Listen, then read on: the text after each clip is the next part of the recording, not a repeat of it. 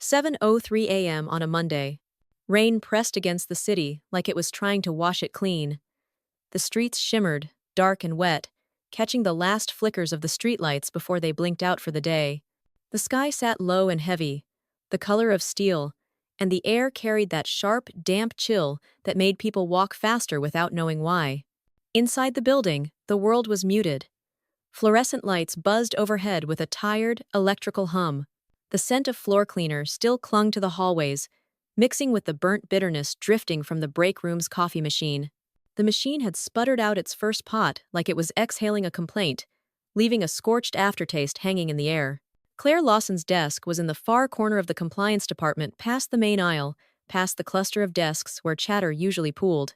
It sat beside the copier, a hulking white machine that breathed in paper and sighed it out in warm stacks. Overhead, one bulb in the ceiling flickered in uneven pulses, throwing soft stutters of light across her workspace. Most people would have hated that spot. Claire preferred it. It was away from traffic. Away from noise. People only came here if they had a reason, and very few had a reason. 2 doors down, the break room sat in its usual state of quiet disrepair. The hum of a vending machine that sometimes refused to give up its snacks, the fridge buzzing like a distant wasp nest, the coffee machine standing as the battered heart of the place. A packet of artificial sweetener had been ripped open and abandoned on the counter, its contents scattered like a tiny snowfall across the cheap laminate. This was the hour she liked best. No forced small talk. No clatter of keyboards pretending to be productivity. Just the soft thud of her own heartbeat, the steady rhythm of her breath, and the glow of her monitor bathing her desk in pale light. Her bag rested neatly at her side, zipped and organized. Inside, a packet of almonds, a portable charger, a slim black leather case. The case was unmarked, unassuming, but what was inside could open doors others didn't even know existed. She didn't need to take it out. She just needed to know it was there. A contract review filled her screen, dense paragraphs of legal text, cross-referenced with federal compliance codes. To most people, it would look like a blur. To Claire, it was a map, and she could trace every path without getting lost. The clock in the corner of her screen ticked over to 7:03. Somewhere down the hall, an elevator dinged. The sound of heels tapped against the tile, still distant but getting closer. The swish of a coat sleeve, the metallic snap of a travel mug lid. The day was waking up, step by step. Claire didn't look up from her monitor. But she felt it, that subtle shift in the air. The change in pressure before the first drop of a storm. She knew, without knowing how, that the first move was coming. If you've ever sat in a quiet office, coffee cooling in your hand, and felt that shift in the air, if you've ever known deep down that someone was about to make their move against you, and you chose not to panic, not to flinch, but to wait calm and ready because you already knew how the game would end, then you'll understand this story. Subscribe now, because here, we don't just tell office stories. We tell the ones where the people who think they hold the power learn the hard way that they don't. Stay until the end, because the first move is just the beginning. The email lands. The first ping of the day came not from the copier, not from footsteps in the hall, but from her inbox. A new message blinked at the top of the screen. Time-stamped 7:03 a.m., the exact minute Claire had noticed the shift in the air. Subject line: "Let's look our best, team." 3 sparkle emojis. 1 heart. A smile so wide it could only be artificial. Claire clicked it open. The body was short, copied directly from the freshly updated HR Handbook, Section 14B. All employees are expected to comply with revised dress code standards, including avoidance of fabric choices that deviate from traditional weaves. Failure to comply may result in disciplinary action. No greeting. No signature line at the top, just the policy text, cold and clinical, wrapped in a layer of faux-friendly glitter. To most people, it might have read as harmless corporate housekeeping, but Claire had been in enough boardrooms and back halls to recognize weaponized policy when she saw it. This wasn't a reminder for all employees. This was a dart with her name on it. She read it again, slower this time, scanning for the telltale signs. The phrase, avoidance of fabric choices that deviate, was new absent from every previous iteration of the dress code. She didn't need to check to know. She'd edited the last draft herself. She let her eyes drift to the corner of her desk, where her jacket hung neatly from the back of her chair. Today's trousers. Charcoal wool from Brooks Brothers, tailored to perfection, with a herringbone so subtle you'd miss it unless you looked close, which, apparently, someone had. The sender was no surprise. Amanda Reese, HR manager. Amanda loved a good team email.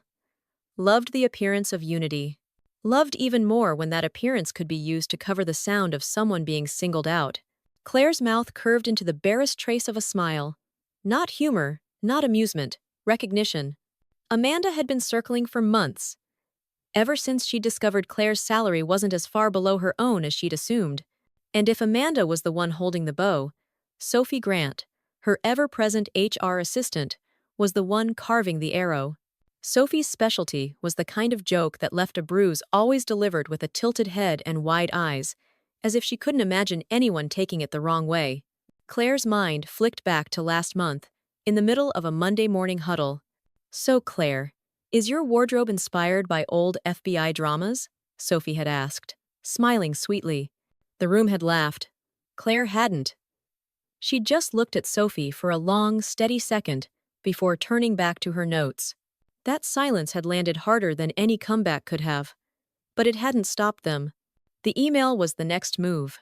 Not subtle, not clever, but deliberate. Claire took a slow sip of coffee, feeling the bitter heat roll across her tongue. No need to respond. Not to the email. Not yet. She closed it, marked it as read, and turned back to the contract on her screen. A 146-page defense procurement agreement, cross-referenced against 3 separate compliance frameworks. Every clause, every subclause, every classification tag was more important than the hemline of her trousers. But that wasn't the point, was it? Amanda wasn't interested in compliance. She was interested in control. From somewhere down the hall, the tap of heels began to draw closer. Claire didn't need to look up to know whose they were. She just finished typing a note in the margin of the contract and hit save. The game had begun. If you've ever read a team update email and felt your name burning between every line, you know exactly what Claire felt in that moment. Stay with this story because the next move won't be made over email. It'll be face-to-face. And it's coming fast. First minor confrontation. The heels stopped just short of her desk. "Morning, Claire." Amanda's voice curled like taffy stretched sweet, but sticky underneath. She leaned against the corner of Claire's cubicle wall, one hand on her hip, the other resting lightly on a sleek tablet. Sophie materialized beside her, clipboard in hand, as if summoned by the scent of drama. "Just wanted to check in," Amanda began, drawing out each word like she was savoring them. "Have you had a chance to review the updated attire policy?" Claire didn't look up from her monitor. "Nothing in there applies to me." "Oh, it's just that," Sophie tilted her head, adopting that tone of concerned helpfulness that could make even a compliment sound like a warning. "We're really trying to create a unified aesthetic, you know. And some of the older styles can send confusing messages." Claire's eyes lifted slowly from her screen. Confusing to whom? The Pentagon? Sophie's smile flickered for just a fraction of a second before she tucked it back into place. Amanda's lips curved in a smirk, not amusement, but recognition that the first volley had been returned. "We just want to make sure we're all on the same page. After all, some people don't always realize when they're towing the line." "I don't tow lines," Claire said, her voice steady, almost casual. "I write them. Section 16 Ampere of the Federal Compliance Brief trumps any HR memo, but I'm sure you already knew that." Amanda's jaw tightened. She didn't respond right away. Instead, she gave that little smile of hers, the one that never reached her eyes and shifted her weight, as if to end the conversation on her own terms. From the corner of her vision, Claire noticed movement in the hallway. David Keller, her direct supervisor, had paused near the stairwell.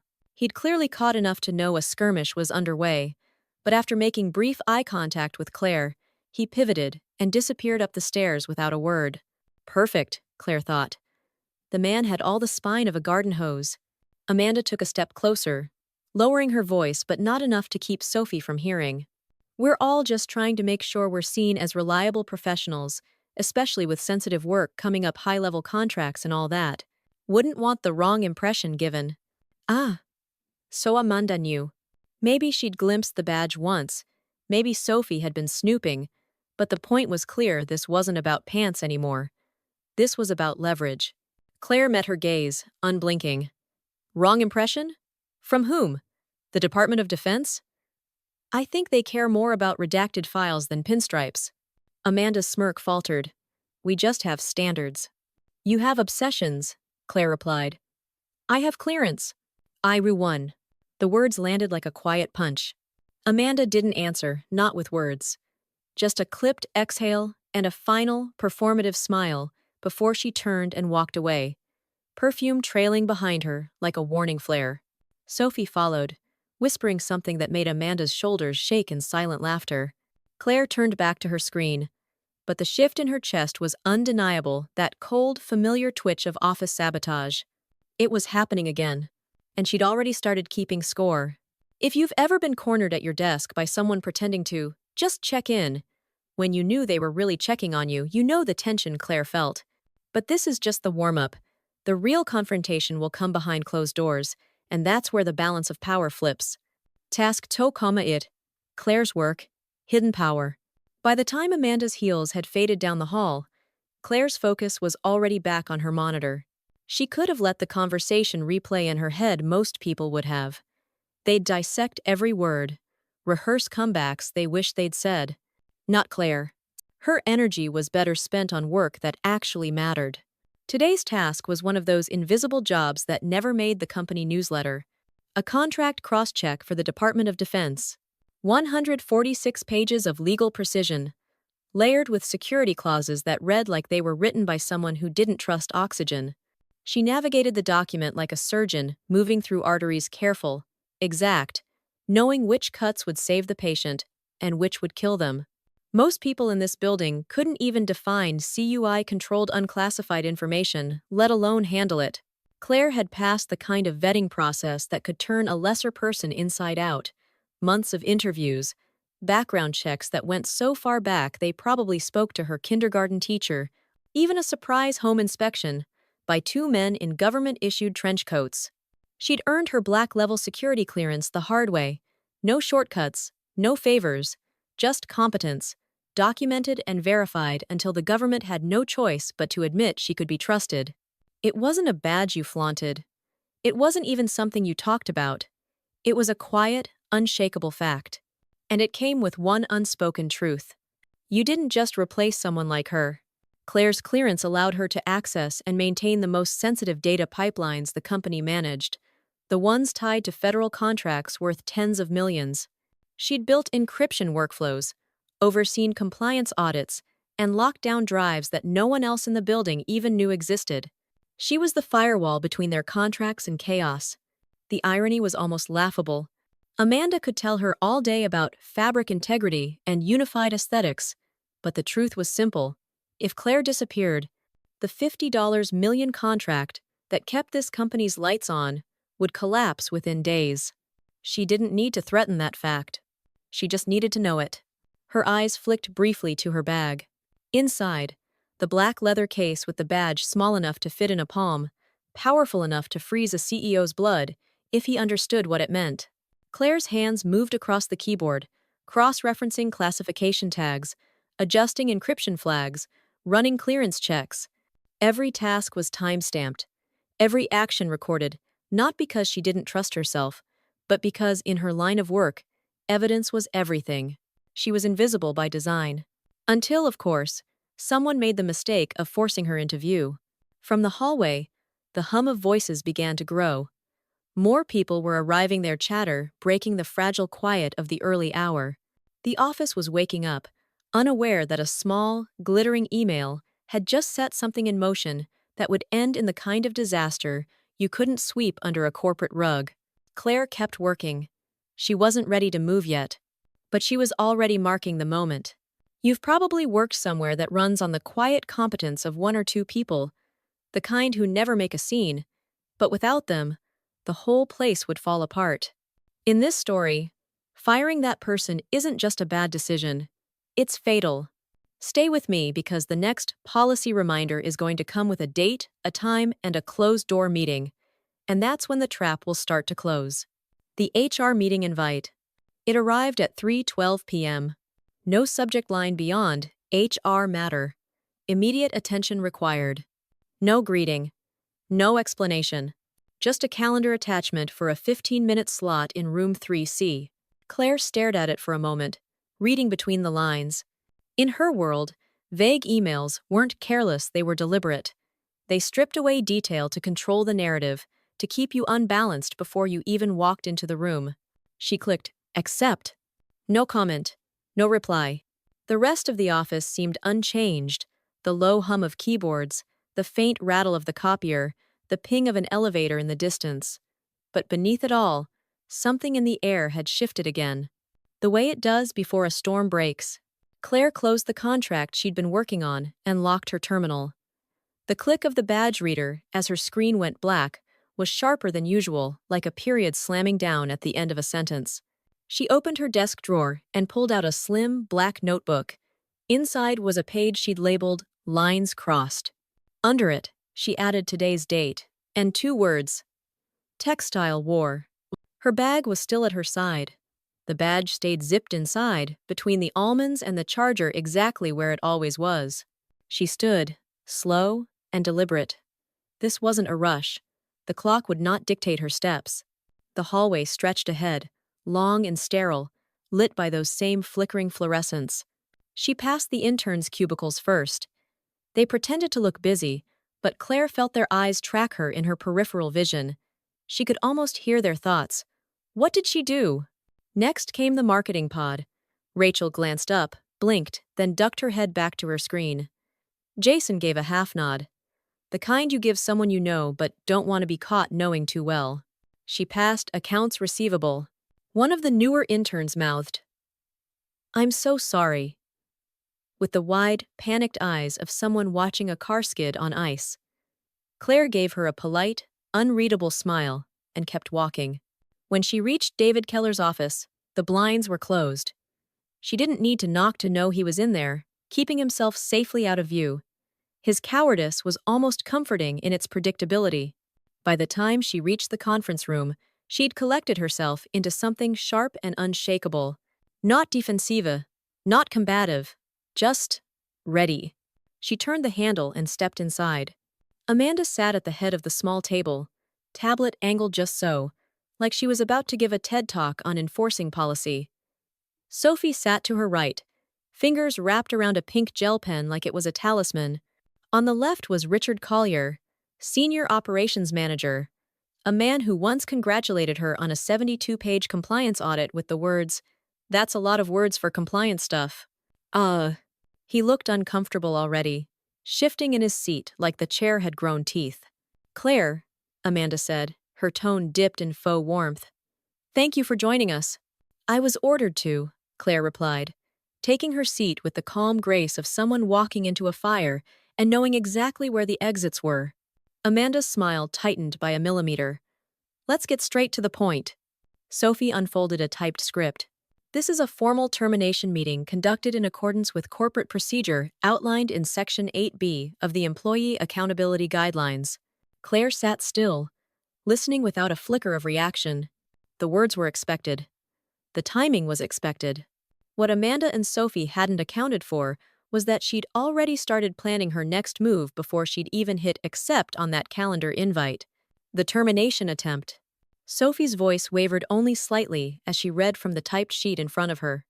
"Due to repeated non-compliance with the updated dress code policy and a demonstrated pattern of insubordination when addressed, the company has no choice but to terminate your employment effective immediately." The words landed in the air like something mechanical, heavy, impersonal, designed to sound inevitable. Amanda, ever the performer, leaned in just enough to appear sympathetic while making sure her voice carried. "You've been warned multiple times, Claire. This morning's confrontation was simply the last straw." Claire took the paper Sophie slid across the table. 2 pages. Her name and employee ID at the top, and the word "Final Notice" stamped in red, as though the size of the font could make it true. She read it carefully. Once. Twice. There was no mention of her clearance. No mention of her work output, which was spotless. Just phrases like workplace cohesion and cultural tone setting. I see, Claire said, her tone even. She placed the papers back on the table, aligning them perfectly with the edge before looking up. Just so we're clear, I'm being terminated for a pattern of dress code violations? Amanda nodded once. Among other behavior concerns, yes. I? Such as? Sophie hesitated, scanning her sheet like the answer might be hiding between the lines. Tone resistance. Comments interpreted as undermining leadership, including your own. Amanda added quickly. Let's not make this harder than it needs to be. Claire gave a dry, humorless laugh. You already did that when you turned woven wool into a crime. Amanda's lips thinned. Policies are only as strong as our willingness to enforce them. End quote. From the corner of her eye, Claire caught movement beyond the glass wall. Her locked terminal, still visible from here, had flashed a blue notification. DSS mandated system check-in. Overdue. She didn't move, didn't glance at it for more than a second, but she felt Amanda's eyes follow the flicker.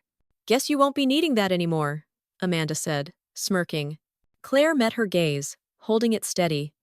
Wouldn't want to cause a security breach. Amanda let out a short laugh. Don't be dramatic. Claire stood, taking her time. You just fired the only person in this building who knows how to keep your government contract from collapsing like a dollar store lawn chair. Richard's eyes flicked toward Amanda, but she ignored him. Please collect your belongings, Sophie said. Softer now, her rehearsed sympathy taking over. Someone from it will escort you out. Claire nodded once. Of course. She gathered her bag, sliding the notebook inside. The badge stayed exactly where it was silent, dangerous, and still entirely hers. The walk back to her desk felt longer than usual. Not because of the distance, but because of the weight in the air. Everyone knew something had happened. They just didn't know what yet. She passed the marketing team. No words, just quick glances, then eyes back to screens. Accounts receivable. The same intern with the wide, panicked eyes. Then David's office blinds still closed. The universal signal for, I'm not involved. At her desk, she found a small cardboard box waiting for her, the kind designed for sympathy, not logistics. Inside was a single sheet of bubble wrap. She began packing with quiet efficiency. The framed photo of her sister, her coffee mug with Trust But Verify printed across it, the cactus she'd nursed back to life after Sophie overwatered it last year. Everything went into the box except the badge. That stayed under her hand as she worked, the cool surface pressing against her palm like a reminder. She zipped her bag, lifted the box, and turned toward the elevator. Not a word to anyone. Not a glance back. DSS arrives. Claire had just stepped off the elevator into the lobby when the glass doors slid open with a quiet hiss. Two figures entered with the kind of precision that didn't come from corporate training videos. They weren't wearing company badges. They weren't smiling.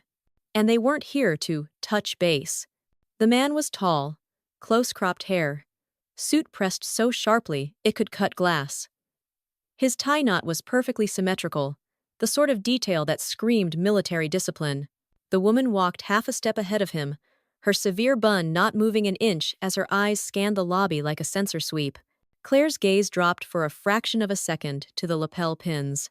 Black circle, silver ring, the eagle insignia. DSS. Not data support services. Not some tech contractor. Defense, security, service. The people you called when you thought your protocols were bulletproof and then discovered they weren't. The receptionist froze, halfway through a polite greeting. We need to speak with Walter Phelps, head of security, the woman said, her voice precise and clipped. And Brian Denning, your CEO, immediately. They're in meetings right now, the receptionist stammered. Can I? The man leaned forward just slightly. Not a threat, not a request, just inevitability in human form. The receptionist reached for the phone. Claire didn't move. The envelope with her final paycheck was still balanced in the crook of her arm, its edges pressing into her ribs. She could feel her pulse in her fingertips. There were a dozen possibilities, all of them bad for someone. None of them bad for her. The most likely? The overdue system check-in. The badge. The fact that Amanda, in all her infinite genius, had probably signed the offboarding paperwork without initiating the mandatory clearance protocol. The receptionist hung up, swallowed. "They'll be down in just a moment." The woman agent nodded once, her gaze flicking briefly over the room before it landed on Claire. Half a second. Then gone. Claire's lips curved, but only slightle. The elevator dinged. The first one down was Amanda, except not the Amanda who'd smirked across the table in room 3C. Her posture was tight, shoulders hunched as if she'd been caught in the rain without a coat. Sophie wasn't with her. Her eyes skimmed the lobby, found Claire, and immediately slid away like she'd touched something hot. Brian Denning was right behind her, jaw tight, eyes scanning the DSS agents like a man walking into a minefield. They passed Claire without a word, though Amanda's glance betrayed a flash of something between fear and calculation. The conference room door shut behind them with a muted thunk. Through the glass, the conversation started quietly controlled. Then it began to rise. Claire could only catch fragments. Unauthorized personnel. Classified asset. Breach of contract. Then a voice she didn't recognize, the man's cut through, flat and certain. "You let her go without notifying DSS?" Silence followed. Then the sound of Brian's voice, low and defensive, was interrupted again. "Your eligibility for the $50 million federal contract is now void." Even from outside, Claire could see the impact. Brian's shoulders slumped forward. Amanda's eyes went wide, her fingers curling into her skirt as if she could hold on to something solid. The woman agent stepped forward, her voice level but colder now. "Tiffany Hastings has been flagged as the origin point of the breach. Her credentials are invalid, effective immediately." Amanda Tiffany in this setting sat down hard. She blinked twice, lips parting like she might argue. No sound came out. The man opened the conference room door and stepped back into the lobby. His eyes met Claire's. "All good," he said simply. Behind him, Brian appeared in the doorway, face pale, sweat darkening the collar of his dress shirt. He looked at Claire like she was holding a detonator, and in a way, she was. "Claire," he started, his voice brittle. "Could we talk? Just for a minute?" She didn't move. "I no longer work here. You'll have to make an appointment." He blinked, clearly unused to being dismissed. "We can discuss reinstatement." She stood, slinging her bag over her shoulder. "The salary you could afford wouldn't cover the therapy required to forget working for you." The man agent's mouth twitched, just enough to register as approval. "Miss Holden," the woman agent said, "we'd like a word." Off-site. Claire stepped toward them without hesitation. "Let's go." The DSS offer and Claire's upgrade. The lobby doors slid open again, this time not for Claire's departure, but for her escort. The woman agent, Rossi, matched her stride to Claire's as they crossed the concrete landing outside. The late afternoon air was cooler now, carrying that faint metallic scent that always seemed to hang after a storm. The man agent, Miller, walked a half-step behind, his presence more like a shadow than a bodyguard. They didn't speak until they reached the black sedan parked at the curb. Miller opened the rear door for her, but didn't motion for her to get in. This wasn't an abduction. This was an invitation. "Your record with DSS is clean," Rossi began, her tone crisp but warmer than it had been inside. "Pristine, in fact. Your work on encrypted data handling back in Q1 flagged positive attention." Claire didn't respond immediately. She wasn't in the habit of filling silences for other people's comfort. Rossi continued. "We have questions, of course, but primarily, we want your cooperation with the next phase. The contract still exists. The mission hasn't changed. The contractor might." Claire tilted her head. "So you're replacing them?" "That decision isn't ours alone," Miller said. "But let's just say, the likelihood of your former employer touching another federal clearance contract in the next decade is less than zero." Claire almost smiled. Almost. Rossi took a step closer, lowering her voice. "We subcontract oversight roles when a primary contractor is compromised, as yours clearly was. We prefer working with people who understand protocol and who don't flinch when idiots in HR try to wield power they don't understand." "Oh." Claire's gaze flicked toward the glass doors behind them. Through the reflection, she could see Brian hovering in the lobby, still pale, his tie hanging crooked like he'd pulled at it in a panic. Amanda was nowhere to be seen, likely still in the conference room, nursing the sudden reality of unemployment. "I assume," Claire said, "the pay is better." Rossi's mouth curved slightly. "Better. Cleaner." "Cleaner?" Claire asked. "Mehlschrogel. Fewer birthday cakes in break rooms. More classified files in locked rooms." Claire exhaled through her nose, considering. "And what happens if I say no?" "Then you walk away," Rossi said simply. "And we go find someone else with the same clearance and the same competence, which will take us at least 6 months. And in that time, this project will stall. The wrong people will start asking the wrong questions, and the cost won't be measured in dollars." There it was, the weight. This wasn't about saving her career. It was about deciding whether she wanted a hand in steering the outcome or to let it drift into chaos. Claire glanced down at her bag. The black leather case was still inside, the badge resting in its sleeve. It felt heavier now, as if it knew the decision she was weighing. She looked back up. "I'll think about it." "That's all we ask," Rossi said, handing her a card cream, colored, no title, just a name and a number. The DSS seal was embossed faintly in the corner, like a watermark from another world. Claire slipped it into the same pocket as her badge. "1 week," she said. "1 week," Rossi echoed. Miller opened the car door again, but this time for himself. Rossi followed. Neither of them looked back as they pulled away from the curb, their sedan disappearing into the slow tide of city traffic. Claire stood there for a long moment, watching the clouds above the building split into strips of fading light. Inside, she could still feel the wreckage, unfolding contracts being pulled, access revoked, reputations collapsing in on themselves. She hadn't burned the place down. She'd just removed the single support beam holding it up. The difference, she thought, was important. The final collapse. Claire was halfway down the block when the sound of hurried footsteps caught her attention. Not the sharp, measured click of Rossi's heels, these were uneven, rushed. "Claire!" She turned just enough to see Brian Denning jogging toward her, suit jacket flapping open, his phone still in his hand as if he'd come straight from a frantic call. He stopped a few feet away, breathless but trying not to show it. His voice came out tight, clipped. "Look, I think we can agree mistakes were made. On both sides." Claire didn't move. "You fired me over fabric." He waved his hand as if swatting that away. "That was mishandled, and we're prepared to make it right. Full reinstatement, senior title, 15% raise, today." Behind the lobby glass, she could see a few employees watching. Amanda, pale, eyes red, stood frozen near the reception desk. Claire's voice was calm. "The salary you could afford wouldn't cover the therapy required to forget working for you." Brian's jaw clenched. He took a step closer, lowering his voice. "We're about to lose the contract. Do you understand what that means? Hundreds of jobs.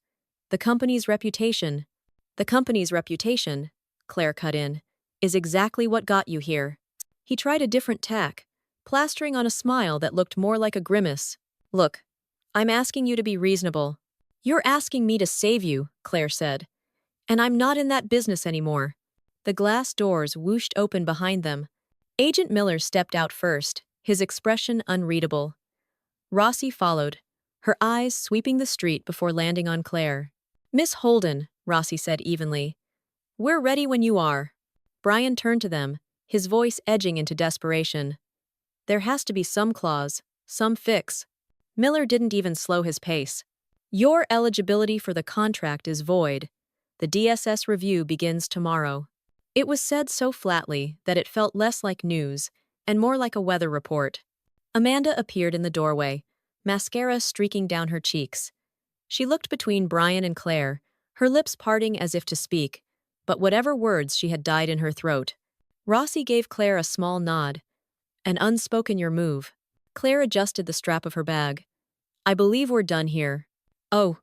And just like that, she turned and walked away, not toward the parking garage, not toward any visible exit Brian could follow. She walked toward the DSS sedan, parked at the curb. Brian didn't call after her this time. Through the reflection in the lobby glass, Claire saw him turn back toward the reception desk, his shoulders hunched in defeat. Amanda stayed frozen, eyes locked on Claire's retreating figure, until Rossi's voice cut through the air. Some people, Rossi said quietly as she opened the car door for Claire, don't know the difference between power and control. Claire slid into the seat. And some learn the hard way. Miller got in on the other side. As the car pulled away, Claire glanced back one last time. The building still stood, gleaming in the late afternoon light. But she knew, and Brian knew the collapse had already begun. The drive was silent, but it didn't feel empty. Claire rested her hand on her bag, fingers brushing the edge of the black leather case. The badge inside was warm now, as if it had absorbed every ounce of tension from the day. There was no victory high, no rush of revenge. Just a clean, sharp sense of finality. She hadn't shouted. She hadn't begged. She just walked away. And sometimes, she thought, that was the loudest thing you could do. Task 5, the epilogue and new role. The DSS sedan glided through the city streets, the hum of the engine blending with the low thrum of late afternoon traffic. Claire sat back, her eyes tracing the skyline. Office towers gleamed in the sun, their glass facades throwing fractured light across the streets below. The world moved on. Emails still sent, coffee still poured, people still pretending their cubicles were kingdoms. She was no longer part of that world. Rossi broke the silence first. We don't recruit lightly. And we don't recruit often. Claire glanced at her. I'm not looking for a desk job. This isn't one, Rossi replied. It's oversight. Field and operational. You'd be reviewing security protocols for multiple contractors. You'd have authority to shut down breaches before they become disasters. Like the one I just walked out of, Claire said. Miller gave a faint smile. Exactly like that. Claire turned her gaze back to the window. She'd spent years making herself invisible, not because she feared confrontation, but because she'd learned that real control came from working quietly, unnoticed. Now, these two were offering her the opposite. Visibility, authority, decision-making power, with the weight of federal backing. She thought about Brian's face in the lobby. Amanda's smirk when she first walked into her cubicle that morning. The way everyone in that building pretended not to see what was happening, as if silence could make them safe. She thought about the badge in her bag. You'd have clearance, Rossi continued. To go anywhere, ask anything, see everything. Not as a guest, as the authority. Claire's lips curved slightly. And what happens when I have to step on someone's toes? You don't step, Miller said. You remove the shoes. The sedan slowed, turning into an underground garage beneath a nondescript building. No signs, no logos, just concrete, steel, and the echo of their footsteps as they stepped out. Inside, the air was cool and faintly metallic. Hallways stretched in clean lines, each door unmarked except for a coded keypad. Rossi led her to a small conference room. No windows, just a table, 3 chairs, and a locked file box in the corner. Miller placed a slim folder in front of her. This is the current project. Classified, of course. Read it, and if you're not interested, we part ways. Claire opened the folder. 3 pages in, she understood exactly why they'd come for her. By page 5, she knew she'd say yes. When she looked up, Rossi was watching her closely. We'll need an answer within the week, but the sooner you're in, the sooner we can stabilize the situation. Claire closed the folder, tapping it lightly with one finger. You'll have my answer by tomorrow. Ugh. Tomorrow? Miller raised an eyebrow. She nodded. Some decisions don't need a week. Back in her apartment that night, she set the folder on her desk and poured herself a glass of wine. The city lights stretched out beyond her window, tiny points of energy scattered in the dark. She unzipped her bag, pulled out the black leather case, and laid the badge next to the folder. For years, that badge had been her anchor proof of her competence, her reliability, her worth. And in one impulsive HR meeting, they'd tried to reduce it to nothing. But they couldn't, because the value had never been in the plastic or the chip. It was in the person who carried it. Claire took a slow sip of wine, the decision settling into her bones like something inevitable. The next morning, she called Rossi. I'm in. There was no dramatic pause on the other end. Just a simple, good, we'll send a car. As in re. When Claire walked back into the DSS building that afternoon, she wasn't escorted as a visitor. Her badge new, heavier opened every door. The hum of quiet authority filled the air. No fake smiles, no performative team synergy speeches, just work, serious work. In her new office, small, functional, secure, she placed the old badge in a drawer, not as a keepsake, but as a reminder. She hadn't just left her old job. She'd outgrown it. Some people think power is about the title on your desk. Others think it's about the corner office or the size of your paycheck. They're wrong. Real power is walking away from the table everyone else is fighting to sit at and being invited into a better room. If you've ever been underestimated, fired, or pushed aside, remember this. You might not be losing. You might just be in the middle of an upgrade. If this story hit you somewhere deep, subscribe, because there are more of these stories coming, and the next one might be yours.